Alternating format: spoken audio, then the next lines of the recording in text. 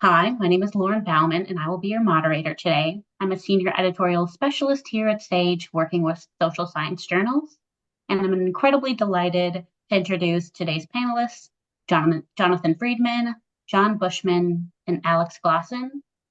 Jonathan, would you like to introduce yourself first? Sure. Hi, everyone. I'm the SciSims Managing Director of Free Expression Programs in the U.S. at PEN America. PEN America is the country's leading free expression and literary organization, and my remit is particularly focused on rising censorship across literature, culture, journalism, and academia. So these are issues that I have been very concerned about for a number of years and am actively working on trying to improve. Wonderful. Thanks for the introduction. Next, if John wants to introduce himself. Yes, hi, I'm John Bushman. I'm Dean of University Libraries and also wear a second hat, Associate Provost for Research and Innovation at Seton Hall University. And research and innovation means mostly grants and promoting research. I've been here 13 plus years.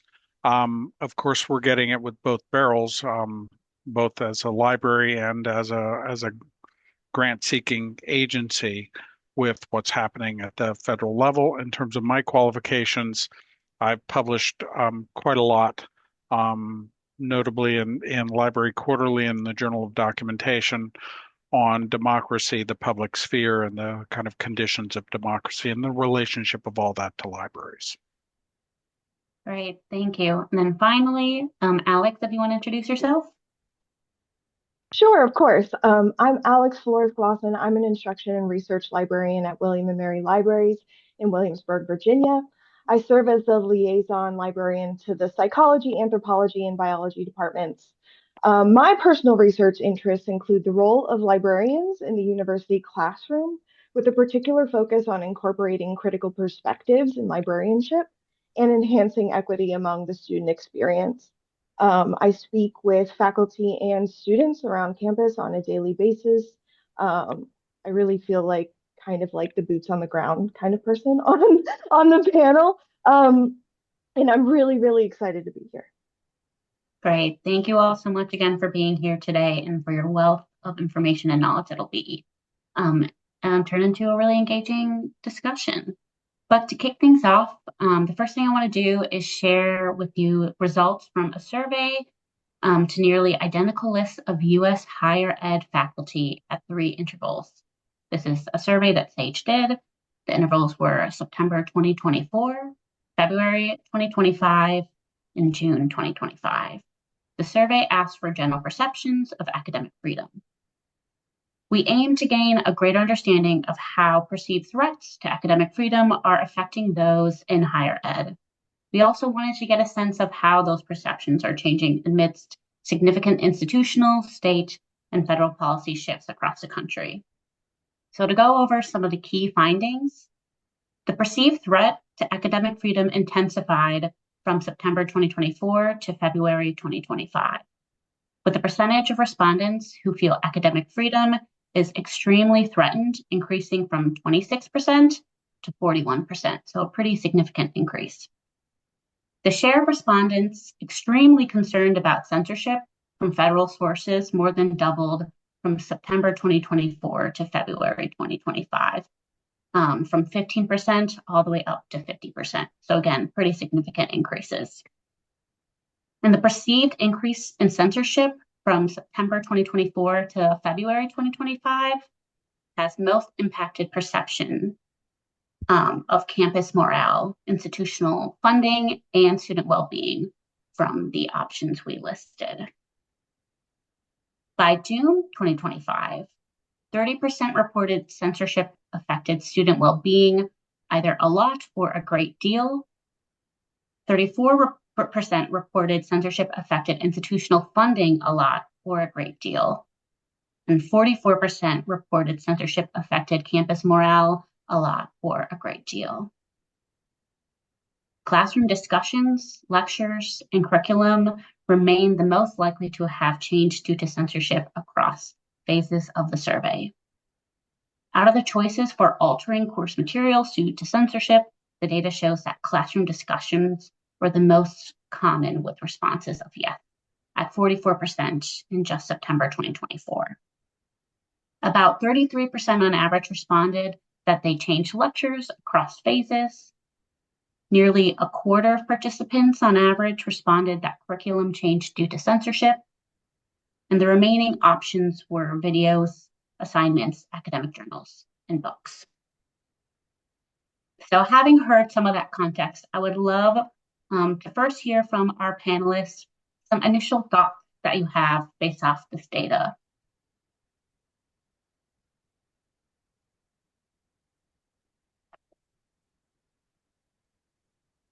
Jonathan, why don't you go first? Sure. You have the broader perspective.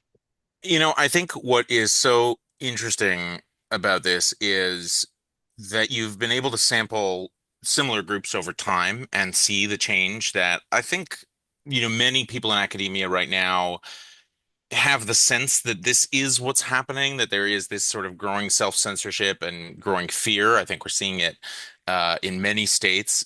I think what is very powerful about this is that you're producing information that will allow us to quantify this and to really see the trickle-down effects. I also think that we have to be mindful that there have been challenges related to these issues for many years, and it's not always clear where fear of teaching potentially controversial or even just what was once routine subjects can come from. It can come from many quarters. And I think, for a long time, I have heard reports from faculty on different subjects about different kinds of fears, different kinds of taboos or topics that they feel that they cannot talk about. And I truly think, and this won't be surprising to anyone who is a free speech advocate and thinks a lot about academic freedom, but I truly think that one of the ways we get through this is by really embracing those principles as universals and really trying to think about, what can universities do better? What can professors do better? What can we expect of our students differently? Obviously, this is a just absolutely fearful climate. I mean, where we are seeing the threat of even professors teaching a class being recorded and how, video recordings can be, and I always remind people a video recording is like a little snapshot. You don't know what happened before, you don't know what happened after. And we're seeing that be used in a really just alarming variety of ways. And where, in particular, many people with power are trying to say, look, here's a video that shows X, and therefore, Y punishment, now is necessary. And I think it's very important that we, as one group, are able to really say, hold on, let's take a measure of calm, of due process, of really understanding what it is that's being shown and what it is that indeed that has happened. In my experience, the vast majority of cases where faculty end up facing some kind of discipline are cases that involve some sort of misunderstanding, some sort of perversion or deliberate effort to get them in trouble. And I hate to say this, but like the fear is really warranted in this moment. And so it's very important that we find a way as a community to make that fear palpably understood by the public, and how, in the way that it obviously is, how it is, limiting the education that we're providing students. And I think that's so important that, we can't put this on the shoulders of any one person, any one faculty member to, uncensor themselves and speak freely and in the classroom, etc. We've really got to see this as a kind of reinvestment. I hate to use the word, but a compact of a sort that says, we're going to right this ship in academia and stand united around basic principles that are universal. So that's my, that's what I think could help in this moment. So I want to jump in just a little bit. This, in my opinion, goes well beyond either the hypothetical or just the responses of of students and of faculty. Um, I'm looking at the American Association of University Professors, a chart in their report called Manufacturing Backlash. And the data is a little older than yours, but just a quick count and some stuff that I've seen in the news. Over half the states proposed direct restrictions. We're not talking K through 12 here. That ground has been plowed for a long time on what legislatures are doing. But in over half the states, restrictions on higher education of one of three types have been proposed, and in 10 of them, the most notable recent one is Indiana. In 10 of them, they've been signed into law. The Indiana law directly goes into um, curriculum, syllabi, and content taught and is directive of content taught in the classroom. There's no other way to put it. There's no other way to there's no point in soft pedaling it. It is directing that if you teach X, you must also teach Y in response so that you have intellectual diversity. That's pretty unprecedented in the United States. The feelings Sage is um, reporting really are driven by real events. I want to just say three quick things then to kind of follow up on that. I mean, the playbook for this was Project 2025. Some of the things that have been happening, for instance, in Hungary, I mean, by Erdogan, the playbook's been written and it is being pretty closely followed. The second thing I want to say is, and this is echoing Jonathan, this isn't necessarily new. I'm sitting and looking at some data produced and published out of Georgetown quite a while ago.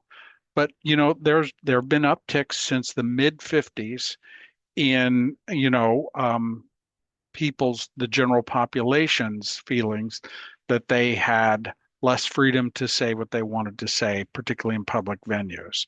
That people are not forthright in what they have to say, and that overall we're a little less free. That's 5487 and 2005. Those surveys were repeated. So we're not higher ed sort of snowflakes. I mean, we're downstream effects here of things that have been going on for a little while, and they seem to have picked up speed.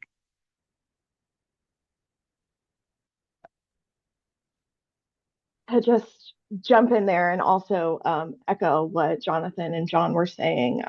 For those of us in or around library land, censorship isn't new. We've been seeing its effects for many, many years. Book bans, restrictions on materials have always had serious implications for future research, scholarship, and learning.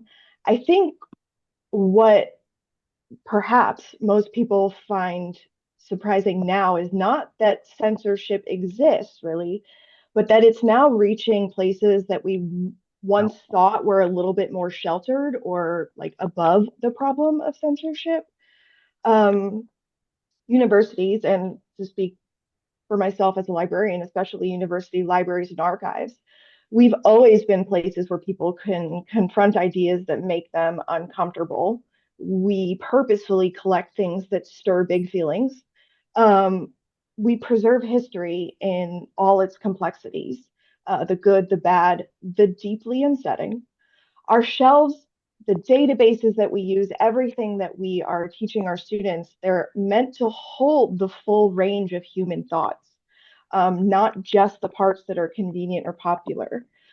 So for decades, those of us in higher education have been operating under the assumption that intellectual and academic freedom have been baked into the mission of our professions. Like we're somehow insulated from the censorship pressures perhaps our colleagues in school and public libraries were facing. I think the survey data makes it super, super clear that that is no longer true. It reflects fundamental shifts in how faculty understand their own safety to teach, to research, to speak freely in their classrooms, um, which, in my opinion, completely obliterates the university culture of inquiry. Like that's the whole purpose of higher education. So when faculty feel unsafe to teach or research freely, students learn less critically and campuses grow more anxious and polarized. Hence the now. But I mean, just as a librarian, it directly conflicts with my professional ethics. My work depends on being able to provide access to the full spectrum of everybody's perspectives. Um, and when I talk about access to all ideas, I mean the ideas that are important to study, understand, and critique, not giving a platform to ideologies that seek to harm or oppress. Preserving and providing access to all of these materials allows students and scholars to engage critically rather than shielding them from the realities of history or of our contemporary society. If I may, and this is, I'm not balancing the scales here, but I want to acknowledge a little bit of a fly in the ointment. You know, higher ed, and by higher ed, I'm throwing a blanket over everything and everyone, hasn't always done itself a favor. And I'm thinking, for instance, the case of Dr. Ronell at NYU several years back. So I don't want anything recent. I want to go several years back, and her kind of relationship with a graduate student, and how that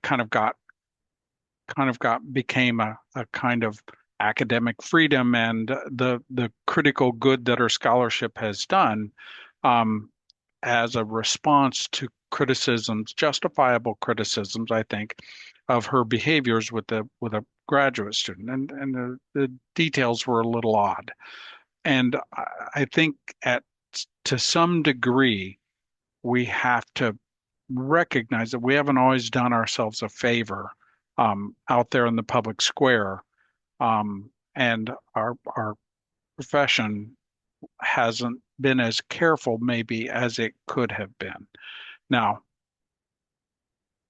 I agree with Jonathan completely that, just clipping out one thing and doing the gotcha moment and that becomes emblematic of all of higher education is a gross misrepresentation. Um, I just, we do have to understand that,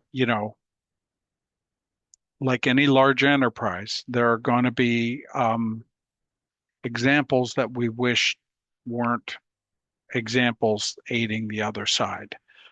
So that when we sit down, kind of like to defend practices and their goods, we have to be prepared for that kind of response.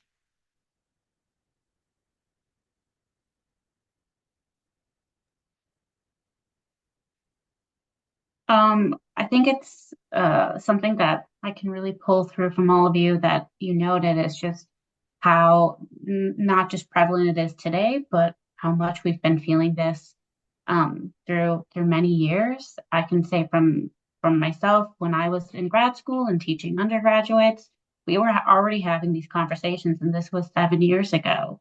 So I'm curious if any of you have your own experiences that kind of help to illuminate some of these struggles, right? That either academics are having in the classroom or with getting their work done, what librarians are facing that can kind of show a bit more light to what it actually feels like, since we've been talking about it a bit more broadly. I want to point out that Trump came down his escalator over a decade ago. And, you know, just anecdotally, the feelings were running very, very, very high on this campus. Um, Not necessarily like that there were divisions within the campus, that there were people highly defensive and um, um, ready to argue or fight over having supported him back in 2016. And that, frankly, for a Catholic university, came as a shock to people that that level of division would show, and we wouldn't come together as a community that at least agreed to disagree. And that level of discomfort has continued, you know, for the entire 10 plus years. Well, I would just say I think that that is emblematic of the, challenges on campuses, and that, campuses in general are one of the only places where, a wide range of people with different beliefs and backgrounds still actually come together, or in some ways are forced together, whether we're talking about dorms or residence halls or quads or classrooms or what have you. And actually, that has been one of the unique things about universities for a very long time. I think too often, one of the ways in which we have seen a number of shifts in academia broadly trickle into this moment is that a lot of universities have sort of moved away from investing in sort of local engagement. So, faculty are pushed toward research. They're pushed toward global. They're much less sort of, a lot of universities, you sort of cross a track, an invisible track in a lot of cases, but still, Mm-hmm. when you're on campus and when you're not. And there's a pretty radically different world that I think is one way for people who work in universities to really just be thinking about, like, what is public engagement, what is public scholarship, and what is how can the university sort of re-engage people? Because obviously we are dealing with many people who feel disaffected. I think there's so many twisted ironies of this moment versus 10 years ago. One thing that comes to mind is a rash of incidents on campuses when President Trump was initially running, where, for example, the word Trump was written in chalk on campuses and students were very upset by it. And I don't think we gain much from the ridicule and sort of there was like a teasing of students, like how ridiculous, it's just someone's name, or he's just running for president or whatever. But the reality of the threat that he symbolized to people, was quite tangible. And as you said, that's still been the case. I think the irony of this moment is um how just deeply that very notion of there are words you can't use, and there are concepts you can't teach, and there are, historical facts that might upset people, so we can't present them. That is totally unraveling, the university, whether we're talking about teaching, whether we're talking about writing grants, and it is a kind of there is a sort of dancing on the tip of a sword right now for many scientists, many scholars who are in the reality of day to day right now, choosing between changing some words that are the words that they would prefer to use in order to get grant funding, or like sacrificing their careers. And, for so many people for whom, research and grants, and particularly federal grants, are the bread and butter of how you make a successful career, you're not just choosing like a few words here and there. You're really sacrificing potentially, life-saving research. You're sacrificing your own integrity, your own academic knowledge. These are not easy things to sacrifice, and nor do I think anyone should be. And so it is I don't know if the term is catch-22, but as a whole, the sector is in an incredibly difficult moment where, on the one hand, leaders of universities aren't necessarily coming out and saying, well, if you don't get any grants, don't worry, all your jobs are safe, and we're still going to invest in science. And at the same time, everyone we are seeing in real time, leaders of universities try to figure out like what is going to be the path of least to resistance, or it may be if they maybe there is compromise to be struck with the current administration. um and no one has a perfect crystal ball of this, but it is certainly the case that in many other countries, where we talk about things and study, the rise of authoritarianism, and efforts to exert from the state control over free thought, free thought, free speech academia, it tends to be that there is a kind of playbook, as John said, a pathway that we're on here that doesn't end in compromise, and it doesn't culminate in a return to the status quo. It actually it just sort of moves toward greater self-censorship, greater curtailing of academic freedom, greater restriction or sort of inward lookingness of universities. And in fact, this is the opposite of what our universities should be doing, and historically what a lot of them do well. And so we see that political pressure now going off in many directions. I do agree, John, with what you're saying. There have been a whole lot of cases where, I think universities have misstepped and that their leaders have, in many moments, not recognized that if they were not upholding free speech, in particular and academic freedom in its most robust way possible, they might create the conditions for its undermining. And now we are seeing that. And I very much think that's the case. Um, that said, we're also seeing in real time the difference between what we might think of as like a culture of free expression and how we all kind of allow things or don't or work in private universities, and what happens when the federal government, when the government commandeers, diktats about what we're allowed to think and write and publish and put in the news and etc. And that is a mighty power. And it requires some new thinking about how we stand up to it and how we create the conditions for, a more flourishing academy going forward. Yeah, I feel like a lot of what I have to say is probably going to echo just what you said, Jonathan. Um, I haven't personally, thankfully, been asked to censor or remove, as far as I know, our library has not been asked to remove materials from our collection in any way.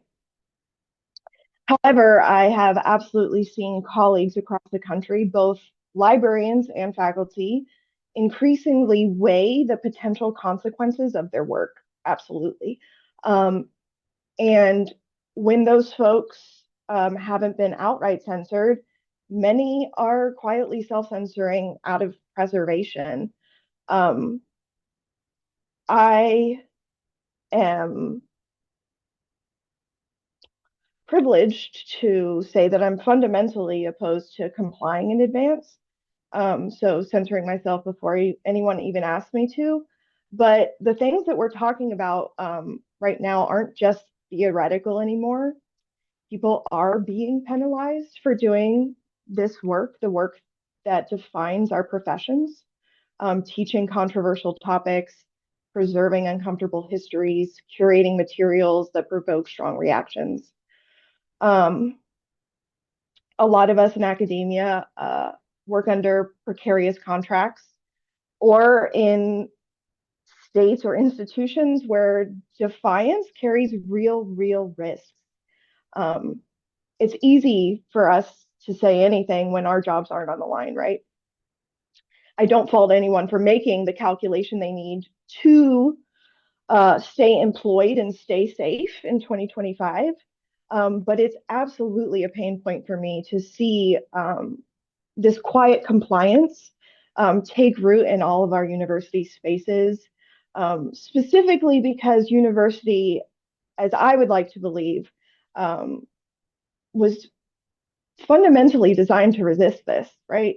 Um, they were never meant to be this neutral ground. They were meant to be places where complexity and conflict coexist, which, in my opinion, is what makes them vital. And so,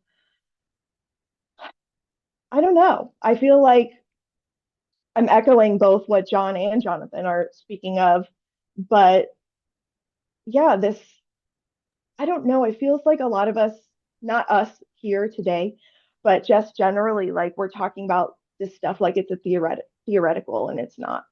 Um, but yeah. So I've joked that for many years, Seton Hall has made me play the role of Mary Sunshine. It's not one I'm always comfortable with, but I think we need to pause just a moment and recognize that, you know, this is where federalism helps us dramatically, um, because the power of the purse is not absolute, and the states are quite powerful themselves to push back. There's also a robust civil society that has not particularly, I'm thinking of the grants landscape that has not knuckled under, um, or at least, not as publicly as, say, Columbia University or the Washington Post did. Um, and so they're going on with initiatives about, justice or um, areas of underserved regions or cities with healthcare, et cetera, and the underrepresented in higher education. And believe me, many of us have been actively involved in the pivot from federal funding to to those sources, state and private grants. The other thing I would say is, I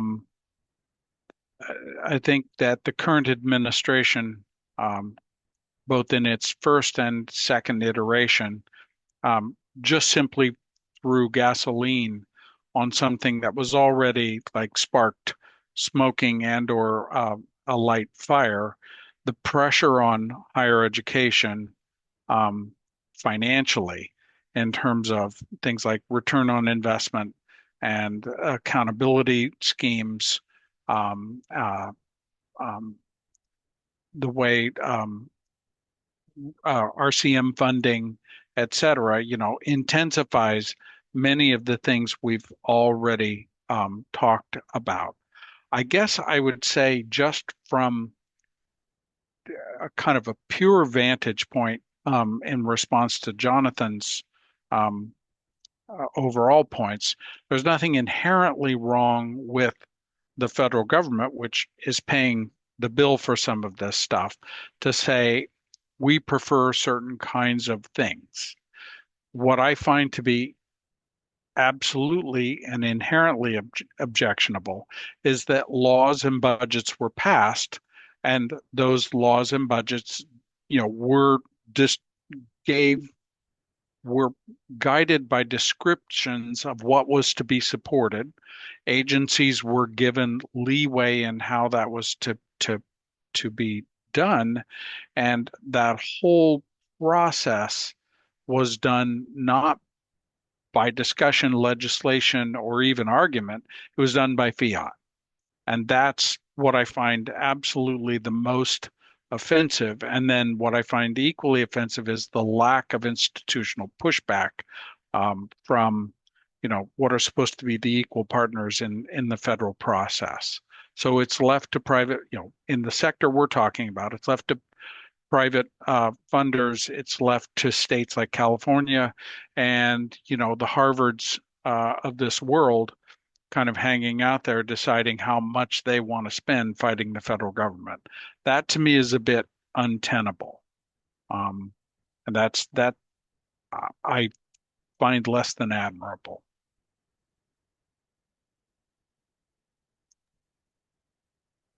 Well, I'll just say, I think that's exactly right. There are traditions of peer review which are long established for, I think, precisely this reason for putting some distance between the political priorities that, yes, the government can set. We want to invest this much more in cancer. We want to de-invest in, I don't know, in a different scientific area. That there's a radical difference between that and, conditioning receipt of grants on, using certain words, I don't know, women one way and not another, using, not mentioning the word, diversity being used. And in fact, we've seen in some cases when these sort of mass cancellations of grants were rolled out, there were like grants using statistical reasoning that has Right. nothing to do with how we would just generally understand D, E, or I broadly, but you have like analyses that have to do like regression analyses that are being described scientifically as having a bias from a statistical sense, and then that was construed as a reason to cancel like I don't know millions of dollars in grants. So it's there's a fundamentally unthinking nature actually about that, Yeah. which we are also seeing in our work now in the area of book banning in K-12 schools,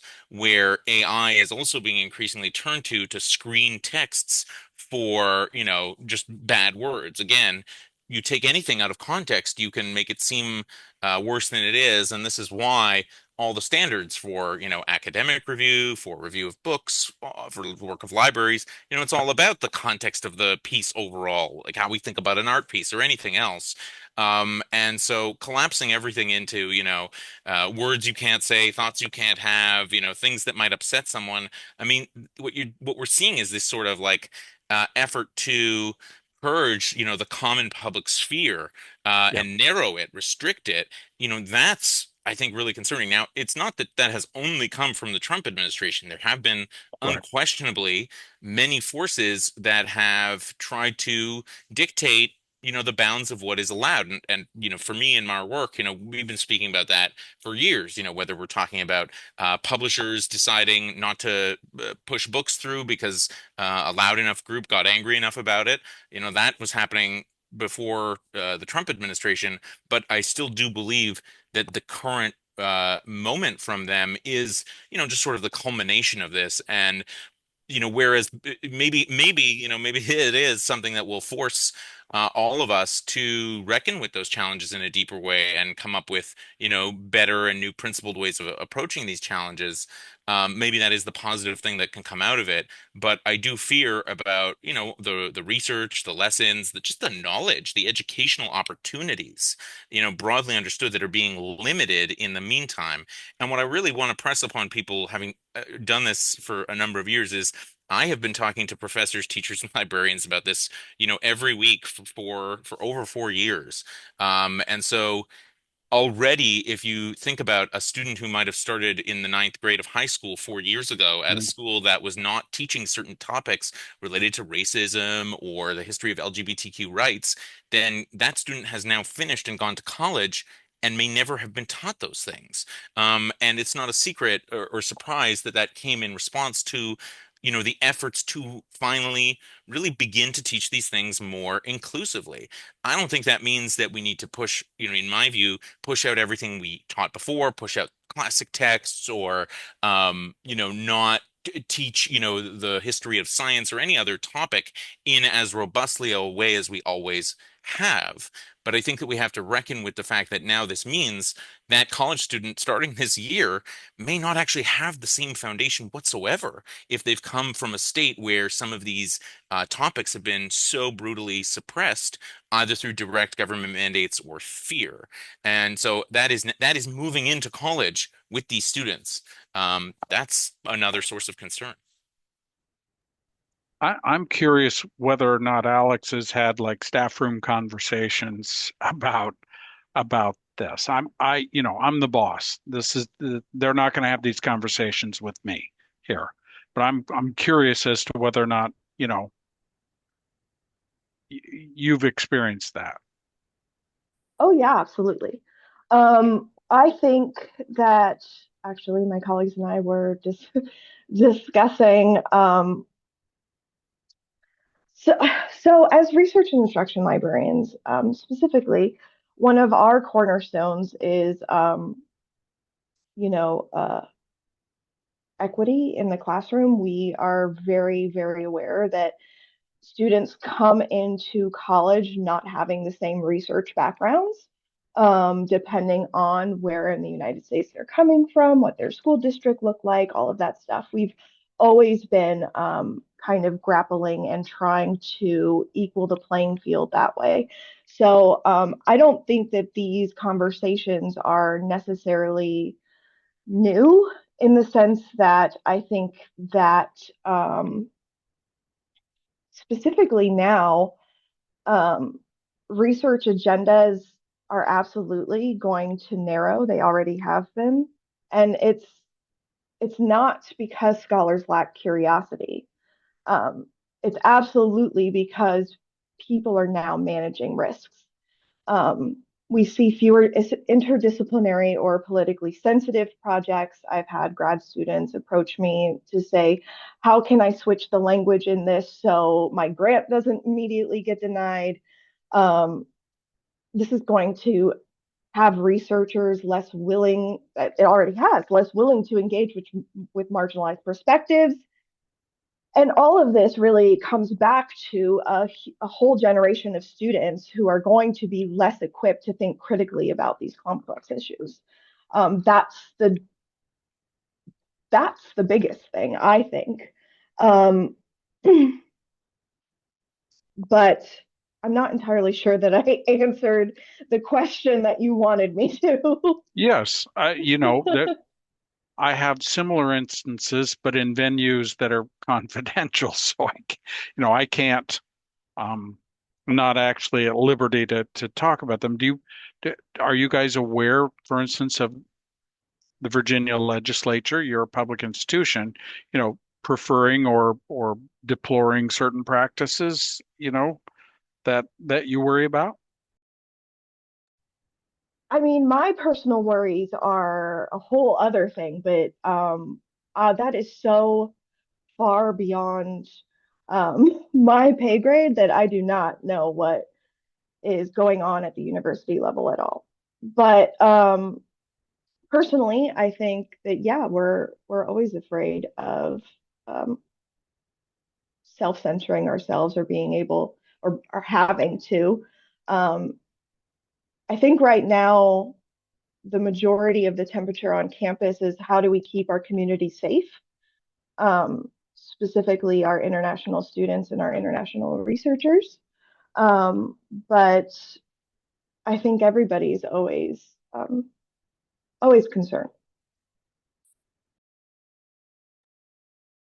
Well, now that we've been able to get some pretty good context around just how critical this moment is for academic freedom, hoping that we can maybe, as Jonathan was alluding to, maybe find ways to kind of capture this moment, and wondering if any of you have suggestions for folks watching, folks who will watch live or later, about what they can do to help support academic freedom, no matter their role, whether inside or outside of the institution.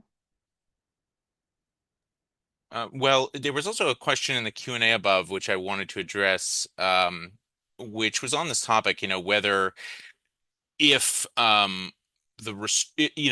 we make visible publicly the impacts that this is having, the fears of the fear that is trickling through higher ed, etc. Is it going to be taken as a sort of sign of weakness by the sector and be used by bad faith actors? Would that signal weakness, and what could the consequences of that be?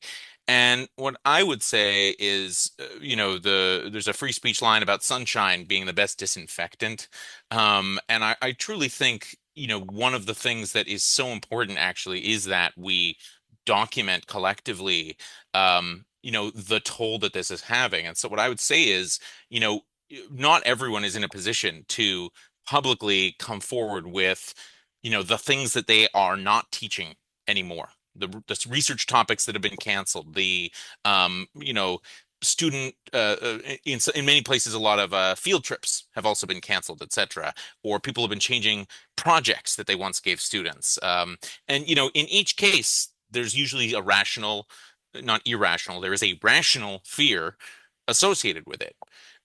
Nonetheless, I think that that is one of the best measures that we can collectively assemble to tell the story of what's happening, because it's one thing, I think, for a lot of people to kind of vaguely understand that the government is canceling scientific research.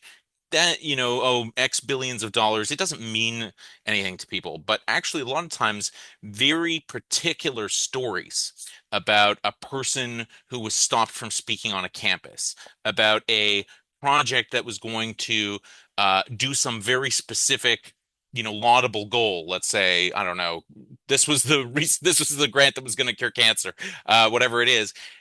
That is something that is digestible for the public writ large, and it's in the I think it's in the accumulation of such anecdotes that we can start to get traction about understanding the toll that this has taken. And so what I would say is, if there are those of you out there who feel like you have an experience with this, you've stopped teaching something, if you have like a direct experience, there's sort of two categories. There's like the direct this administrator said I can't do that event or host that person here, and I've hosted them every year, and now I can't, and it's strange and, shouldn't be. Absolutely, our interest at Pen America is in documenting this and in helping people to tell that story publicly. So I would certainly encourage you to reach out to us. There are ways also to uh, aggregate such stories and tell them anonymously. So sometimes it involves people having to and choosing to identify themselves, particularly for contingent faculty. Although, who knows in this sort of moment, tenure or not, a lot of these things that were well understood protections for professional roles are sort of being abused all the time. So, I don't know, but I don't know what is going to protect any of us, but I will say there is greater strength in, I wouldn't necessarily only think of it as collective action, but I would think of it as collective storytelling. And that is something that is really very powerful. And something that actually, you know, there have been very good efforts that have been mobilized to make the country pay attention to higher education, to make the country upset about stories of censorship on campuses, and like those they are upsetting. I personally don't think that if a group of students are upset about something taught in class, that should be reason to suspend the professor without any kind of due process. That's been something that I've been speaking out about for years, left, right, center. It comes in all kinds of directions. But in this moment, similarly, I don't think that the narrative now is also only one-sided, but I do think that there is a fear that is trickling, running rampant, and turning into a kind of flood throughout the sector, and that we can't be shy about trying to tell that story publicly, because that is actually, that is how it gets worse. If everyone is sort of experiencing this secretly alone, it's much harder to mobilize people to fight it. And I say that thinking about, an immediate parallel that I've been directly involved in with K to 12 book bans in schools all over the country, which we always say in that work that our numbers and our data is an undercount. We know that. Nonetheless, putting some numbers on it is what has really helped the country to pay attention. And I think that similarly, no one could tell you right now, and I mean, maybe this comes back to the data here and why I think it's so valuable. There is no national survey of the state of academic freedom, but it is in the data that we can start to accumulate and in the stories of what is not being taught, that there is something very powerful that I think would alarm a lot of American citizens. To know that, we're afraid of teaching, for example, basic science about sex and gender because of a Trump executive order. That's like how that is actually happening now is in many places quite literally against the fundamentals of empirical research that show that is not the case, that the reality of what we see is more complicated. That's not a political position. That is basic science. And as basic scientists, as librarians, we cannot be afraid to be able to stand up for that. Now, I am all for diversity of viewpoints, and I do strongly believe that universities have failed in their mission of bringing people together to have dialogue, but I also believe that we cannot sacrifice that fundamental commitment to empirical research, to public engagement, to channels of sort of teaching, of knowledge for the public, out of fear of political concerns. And unfortunately, that is what I am hearing and seeing happening all over. Uh, Thanks so much for that, Jonathan. Other two panelists, feel free to kind of continue the conversation around what we all can do to help support academic freedom, but also wanted to throw in another question that's coming from the Q&A, since I want to make sure we address a few of those that are coming in from all those watching. The question being, how can institutions push back? So this is kind of related to the last question anyways, specifically looking at the example of what happened to Harvard. Well, again, I'm going to take a page out of Alex's book. Some of our institutions are quietly going about just their business, and just doing it anyway. Um, there are maybe fewer institutions overall rolling over than maybe we fear. The second thing I would say is, and this I can characterize, at higher levels in universities, I think administrations are representing to boards and to fellow administrators that, you know, we really can't, we'll be killing the goose that lays the golden egg if we kill off free inquiry, and if we make a list of forbidden topics or forbidden words.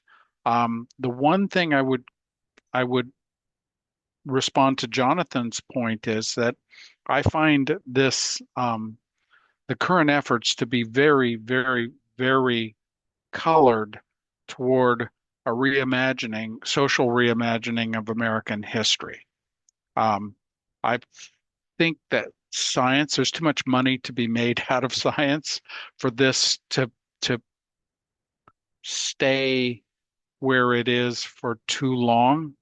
But the notion that somehow we're going to erase an acknowledgement that there was widespread Native American removal and war, um, that um, slavery was on the continent for um, 300 and some odd years, um, and took a war to eliminate that people were systematically denied basic rights, either by race or by custom, etc. That I find to be way more disturbing. There's just too much money in science for that to stay, I think, forever. But you are correct, I believe, I know you are, in saying that, research delayed may be research denied, or people will, suffer downstream effects from that. And I think that does need to be pointed out. Okay. Well, I know that we're kind of short on time, so I'm not going to be super long-winded, but I do have a few tangible things that maybe we can do. None of it's going to be new, but maybe it's going to be something you haven't heard before. I don't know. So, as librarians, we are usually advocating, we're used to advocating for lots and lots of things, but we're not so great at advocating for ourselves.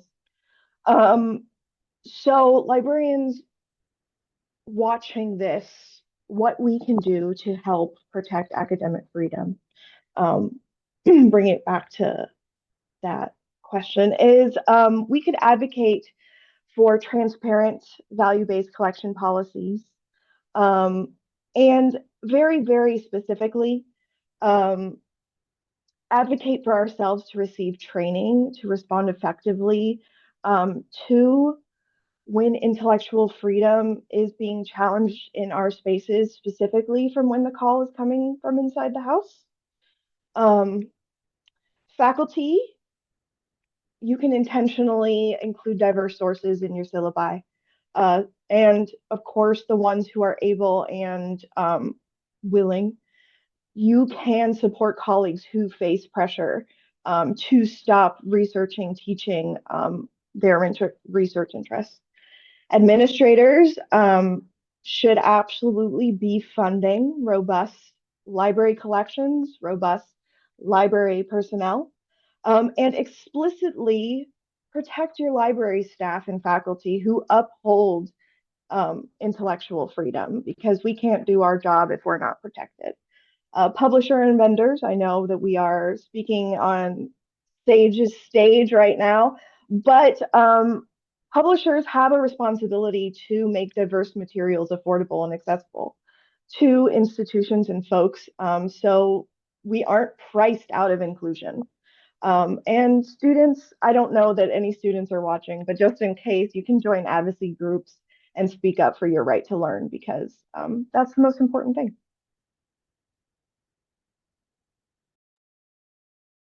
Absolutely. I think those are some great suggestions. John? I would point out, I've been disappointed in a few groups within the LIS umbrella that have, I would say, wavered or demurred in terms of some pretty gentle speaking out. I won't won't name them here, but it's been a little disconcerting that, a mild signing on to a letter protesting the dismissal of the Librarian of Congress and the defunding of IMLS, you know,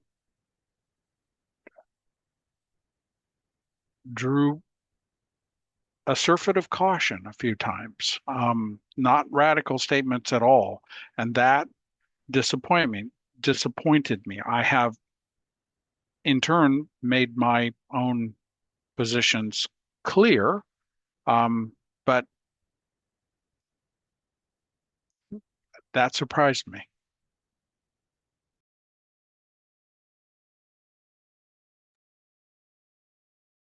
Well, unless there's any final parting thoughts, I think that's all we have time for today.